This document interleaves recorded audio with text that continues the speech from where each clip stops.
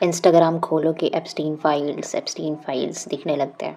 लोग कितने शॉक्ड है ना कि कोई कैसे बच्चों के साथ ऐसे बिहेव कर सकता है, कोई कैसे पीडोफाइल हो सकता है, छोटे बच्चों के साथ सेक्सुअल हरासमेंट कर सकता है। बट ट्रस्ट मी, अगर इंडियन फैमिली के बच्चे बोलना चालू करें ना, तो बहुत सारे पीडोफाइल्स उनके खुद के घर और ख़ानदान में मिल जाएंगे। Hi, this Poonam Mehra, miss Jharkhand 2025। I think मैं 6 से 7 साल के बीच में होंगी। स्कूल नहीं जाती थी, क्लास 2 से तो नीचे ही थी। तो मुझे सेक्सुअली हरास किया था मेरे पड़ोस के ग्रैंड नाना जी ने और मेरे ख़ानदान के एक मामा जी ने। मुझे उस वक्त ये गेम लगता था। इसे बड़ी होने लगी लाइक 2, 3, 4, 5, तब मुझे पता चला यार गेम नहीं है, ये बहुत ही ज़लील चीज़ें हैं। फिर जब मैं लोगों से मिलने लगी, बच्चे तो भाई सबके साथ हुआ पड़ा है। तो अगर इंडियंस फैमिली के बच्चे बोलना चालू करें ना, तो सारे पीडोफाइल्स तो घर में ही मौजूद हैं। फूफा जी किसी के, मौसा जी किसी के, खुद के मासी के बेटे, किसी के चाचा के बेटे, पड़ोस वाले अंकल, ड्राइवर, स्कूल टीचर्स, बहुत सारे। तब इनको ख़राब नहीं लगता, तब इनको लगता किसी को मत बताना, कुछ मत बताना किसी को, इज्जत चली जाएगी। तुम्हारे खुद के घर के बच्चे सेफ़ हैं? होंगे तुम्हारे चाचा जी बहुत बड़े आईएएस ऑफिसर, होंगे तुम्हारे मामा जी बहुत बड़े बिजनेसमैन, अरे होंगे तुम्हारे फूफा जी बहुत बड़े इंटेलेक्चुअल पर्सन, पर तुम्हारे बच्चे क्यों डर रहे हैं उससे? इसमें लड़के और लड़कियां दोनों इन्वॉल्व है भाई। लड़के भी मोलेस्ट हुए हैं, लड़के भी सेक्सुअली हरास्ड हुए हैं। मैं जब छोटी थी तो मैं मुझे तो गेम लगता था।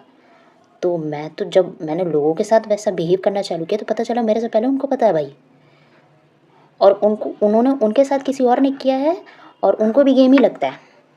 जो हमने ग्रुप बना के फिर बड़े होके मुझे हमें गिल्ट हुआ कि भाई ये क्या है, ये तो बहुत ही घटिया चीज़ है।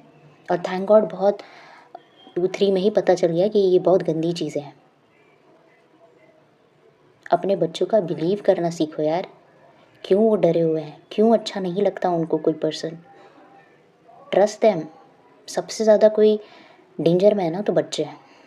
लेकिन खास करके माएँ, कितनों की तो माँ मैंने देखा है जिन्होंने कहा है तुम ही ने कुछ किया होगा, तुम ही ज़्यादा दौड़ रही होगी, तुम ही ज़्यादा इतरा रही होगी, तुमने भी ऐसे कपड़े पहने होंगे, वो कर रहा था तो क्या हुआ, तुम बोल देती ये वो फलाना ढिमकाना और मना कर देती कि मत बोलो। इनका खोखला इज्जत, कोई इज्जत नहीं है इनकी यार, पूरी खोखली है। और बच्चे सफ़र करते हैं। मैं जब थी तो मुझे लगता था कि मैं तो बस्ती में हूँ, तो बस्ती में तो पढ़े लिखे लोग नहीं हैं, इसीलिए मेरे साथ ऐसा हो गया। दूसरी जगह शिफ्ट की, वहाँ पर भी हो रहा है। फिर मैं मेट्रो सिटीज़ के कुछ फ्रेंड्स से मिली, उनके साथ भी हो रहा है, उनकी फैमिली भारी एलीट है। पर हमारी तो खैर ऐसा हम लोग बोलते हैं कि बस्ती में पढ़े लिखे लोग नहीं है तो इस तरीके से एजुकेशन नहीं है तो कर रहे हैं। एलीट लोग जो अच्छे अच्छे पोस्ट में, वो लोग अपने घर के बच्चों को असॉल्ट कर रहे हैं सेक्सुअली। जिनकी किस्मत बहुत ही बेकार है, बहुत ज़्यादा, उनके तो खुद के पेरेंट्स ने उनको असॉल्ट किया है सेक्सुअली।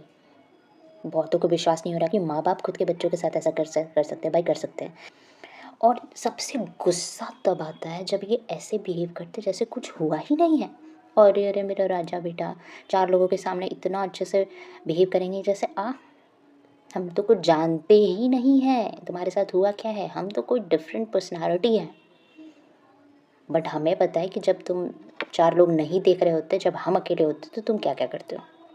जो पर्सन मेरे साथ किया था वो मुझे बहुत मानते थे, लाइक बहुत ज़्यादा मानते थे, मेरा बहुत केयर करते थे। उनकी सोसाइटी में, हमारी फैमिली में भारी इज्जत थी। लेकिन टाइम टू टाइम लोग चेंज होते हैं।